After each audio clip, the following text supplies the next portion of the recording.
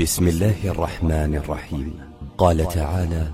ومن أحسن قولا ممن دعا إلى الله وعمل صالحا وقال إنني.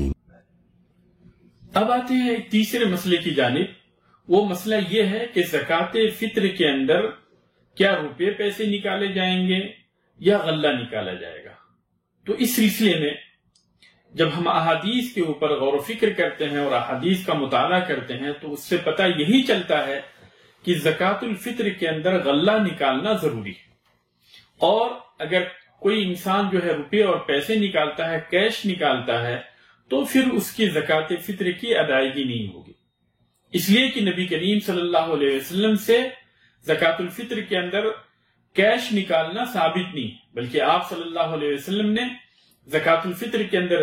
جن چیزوں کے نکالنے کا حکم دیا وہ سارے کے سارے جو ہے غلہ جات ہیں، اور اس کے اندر آپ صلی اللہ علیہ وسلم نے قیمت کا اعتبار نہیں کیا، بلکہ ساری چیزوں کے لیے آپ صلی اللہ علیہ وسلم نے یہ حکم دیا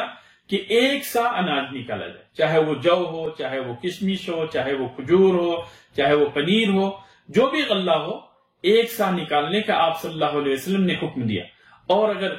قیمت نکالنا درست ہوتا تو پھر ایسی صورت میں آپ صلی اللہ علیہ وسلم نے قیمت کا اعتبار کرتے ہوئے اس کے وزن اور پیمائش کے اندر بھی کمی بیشی کی ہوتی، لیکن آپ صلی اللہ علیہ وسلم نے قیمت کا اعتبار کیے بغیر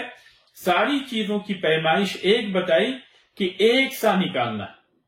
اور اسی وجہ سے علماء کرام کا یہ کہنا ہے کہ زکوٰۃ الفطر کے اندر مشروع یہ ہے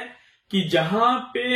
جو غلہ عام طور پہ لوگ کھاتے ہیں اسی غلے کو بطور زکوٰۃ نکالیں، زکوٰۃ فطر نکالیں۔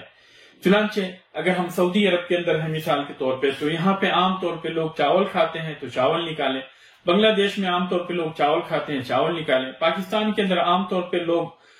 روٹی کھاتے ہیں تو وہاں پہ آٹا نکالیں۔ تو اسی طریقے سے جو ہے انڈیا کے اندر بعض علاقوں میں جو ہے چاول پسند کیا جاتا ہے، بعض علاقوں میں روٹی پسند کی جاتی ہے۔ تو جہاں پہ جس علاقے میں جس طرح کے کھانے والے لوگ ہیں، ان کی جو خوراک ہے وہاں کے لوگوں کی، اسی اعتبار سے جو ہے زکوٰۃ فطر نکالیں گے۔ اور اس سلسلے میں ابو سعید خدری رضی اللہ تعالیٰ عنہ کی حدیث بالکل واضح ہے کہ کننا نخرج اذا كان فينا رسول اللہ صلی اللہ علیہ وسلم زکوٰۃ الفطر عن كل صغیر وکبیر حر او مملوک، کہ جب ہمارے درمیان نبی کریم صلی اللہ علیہ وسلم موجود تھے تو ہم لوگ زکوٰۃ فطر چھوٹے کی طرف سے، بڑے کی طرف سے، آزاد کی طرف سے، غلام کی طرف سے ساء من طعام، ایک سا کھانا نکالا کرتے تھے، او ساء من عقیط، او ساء من شعیر، او ساء من تمر، او ساء من زبیب، کہ ایک سا کھانے نکالتے تھے، یا ایک سا پنیر نکالتے تھے، یا ایک سا جو نکالتے تھے، یا ایک سا کشمش نکالتے تھے، یا ایک سا کھجور نکالتے تھے۔ تو ہر چیز جو ہے اس کی پیمائش جو ہے ایک سا ہے۔ اگر چاول کی پیمائش کریں گے تو تقریباً 2.5 سے 3 کلو کے برابر ہوگا، تو اگر چاول نکال رہے ہیں تو 2.5 سے 3 کلو چاول نکالیں، اور کھجور بھی جو ہے یہ بھی تقریباً اتنا ہی ہوگا۔ تو ہر چیز جو ہے، جو بھی اناج نکالیں، جو بھی غلہ نکالیں، ایک سا نکالنا ہے۔ تو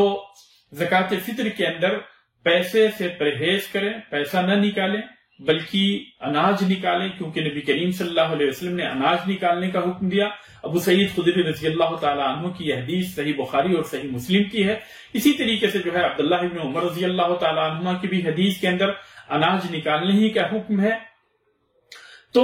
زکوٰۃ الفطر کے اندر جو ہے صرف اناج ہی نکالے، غلہ ہی نکالے۔ دوسری چیز یہ ہے کہ اگر کوئی انسان پیسہ نکالنا چاہتا ہے تو اس کی صرف ایک صورت یہ ہو سکتی ہے کہ کسی کو اپنا وکیل بنائے، اور اس وکیل کی یہ ذمہ داری ہو کہ اس پیسے سے اناج نکال کر، اس کی اناج خرید کر اس کی طرف سے زکوٰۃ فطر ادا کر دے۔ تو پھر اس صورت میں جو ہے صرف پیسے نکالنا جائز ہے، ورنہ پیسہ ڈائریکٹ غریبوں کو پیسہ دینا یہ چیز درست نہیں ہے، کیونکہ نبی کریم صلی اللہ علیہ وسلم نے اس کو طعمۃ للمساکین کہا کہ یہ مسکینوں کے لیے کھانا ہے، تو ان کو جو ہے کھانا دیا جائے، ایسی چیز دی جائے جس کو کہ وہ کھا سکتے ہیں۔